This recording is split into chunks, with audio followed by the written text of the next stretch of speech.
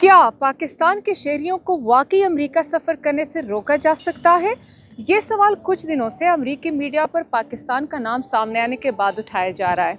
इस सिलसिले में ताज़ा तरीन ख़बरों के मुताबिक दुनिया के 40 से ज़ायद ममालिक की एक फ़हरिस्त तैयार कर ली गई है जिनके शहरियों पर मुकम्मल या जुज़वी पाबंदी आयद की जा सकती है। न्यूयॉर्क टाइम्स और रॉयटर्स के मुताबिक उन्होंने एक अंदरूनी मेमो में ये तफसील खुद देखी है, जिनमें दीगर ममालिक समेत पाकिस्तान भी शामिल है।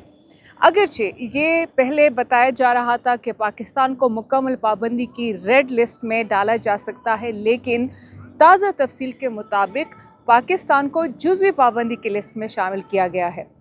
ताहम इस खबर के मुताबिक ये जुज़वी पाबंदी की वो लिस्ट है जिसमें हुकूमतों को 60 दिन की मोहलत दी जाएगी कि वो अमरीकी हुकाम के चेकिंग और मुकम्मल स्क्रीनिंग के अमल से मुतल्लिक खदशात दूर करें।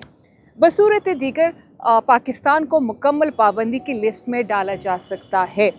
मुतज़क्किरा न्यूज़ इदारों के मुताबिक वाइट हाउस और स्टेट डिपार्टमेंट ने अभी तक 40 से ज़ायद ममालिक की इस फहरिस्त की कोई तस्दीक नहीं की है, कुछ नहीं बताया इस हवाले से।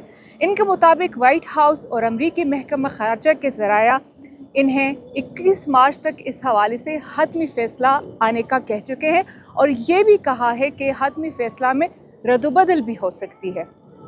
इंडिपेंडेंट उर्दू ने मज़ीद मालूमात इस हवाले से हासिल करने के लिए वाशिंगटन DC में वाक़या पाकिस्तानी सफारतखाने से रब्ता किया है, तो उन्होंने उनके ज़राए ने नाम न बताने की शर्त पर बताया कि अभी तक सफारतखाने को अमरीकी ख़ारजा वज़ारत से किसी किस्म की ख़बर मौसूल नहीं हुई है इस हवाले से।